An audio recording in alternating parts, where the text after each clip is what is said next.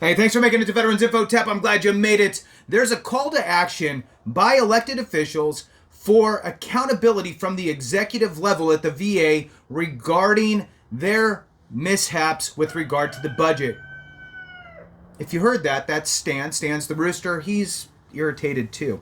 So I wanted to dive into this because this is something that's going to have some, I would say, collateral damage, we'll say. The VA's budget requests have went from everything's fine to we need $15 billion to, oh, let's reel that back. And really, we probably only need $6. Now, there's some kind of dancing in there. But the fact is that it has jumped all over the place.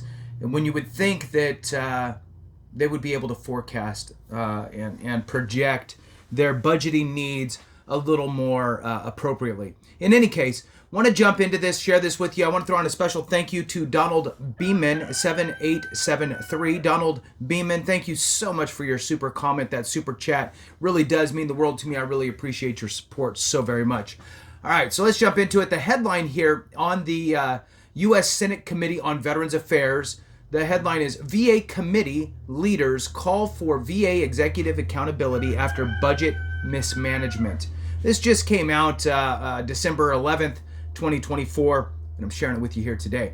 All right, so with that, please hit the thumbs up, subscribe, share with a friend, all that good stuff. I really appreciate it. If you want to support the channel in other ways, consider being a member. Thank you so much to all you members. I do my best to get back to you in the comments. If for some reason I miss you, please just respond again. There's a lot of comments. So thank you so much for your additional support. I really do appreciate you.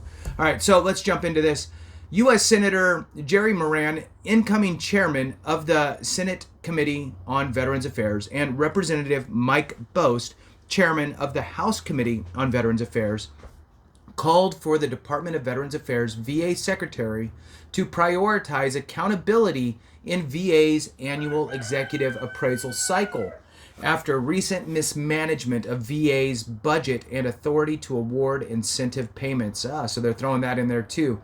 Let's remember that the VA was granted, I don't remember the dollar figure, a lot of money for incentives to keep staff on board, entice applicants to join the VA, that type of stuff.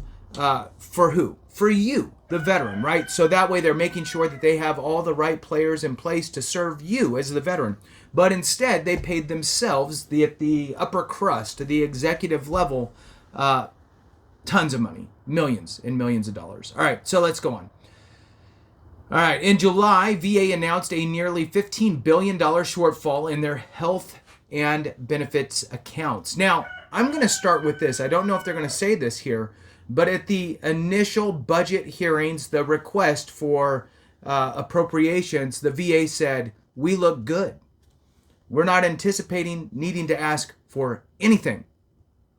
And it wasn't until the House wrapped up all of their appropriations bills, the Senate did like their first draft, that the VA came back and said, oh, you know how I said we were going to be okay? Just kidding. We need $15 billion.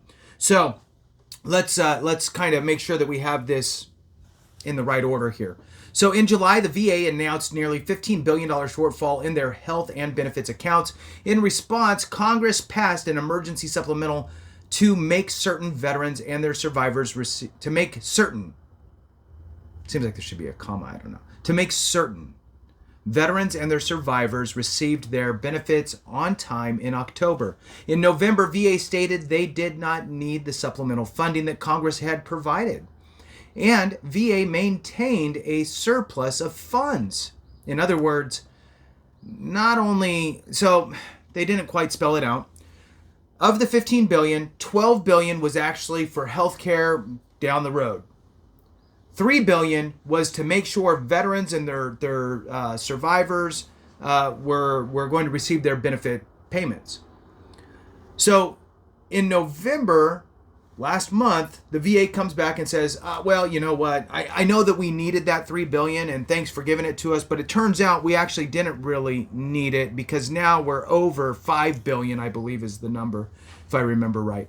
So, in other words, they would have been over $2 billion and not needed the funding anyway. So no matter no matter what, this wasn't needed at all. So let's move on. So it's just a whole donkey show. Let's move on. Additionally, VA's Office of Inspector General announced earlier this summer that senior executives at the VA Central Office inappropriately awarded themselves $10.8 million in PACT Act critical skills incentive payments intended for high demand positions in the field. So that's that incentive pay that, to keep people on board, to attract new talent, what have you. 10.8 million of that money was paid to senior executives.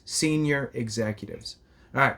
VA has a sacred duty to care for veterans and a responsibility to faithfully use the resources entrusted by the Department of Congress, wrote Senator Moran and Representative Bost.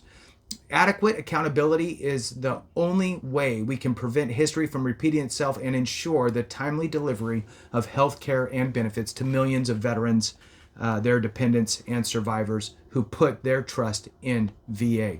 The full letter, which isn't that long, I'll just kind of try to get through it here for you, that was from the senators, from the senator and from the chairman on the House side for the Veteran Committee. So anyway, dear Secretary, in July, after Senate Appropriations reached a deal on funding allocations, VA announced a $12 billion shortfall in the department's healthcare accounts and $3 billion shortfall in the department's benefits accounts.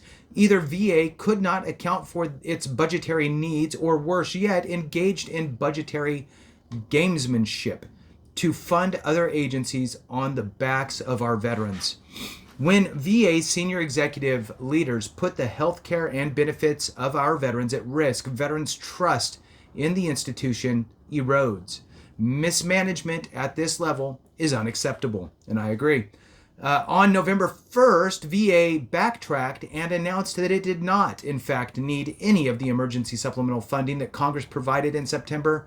Congress had provided this additional funding after your department threatened that veterans, survivors, and other beneficiaries would not receive their expected payments otherwise.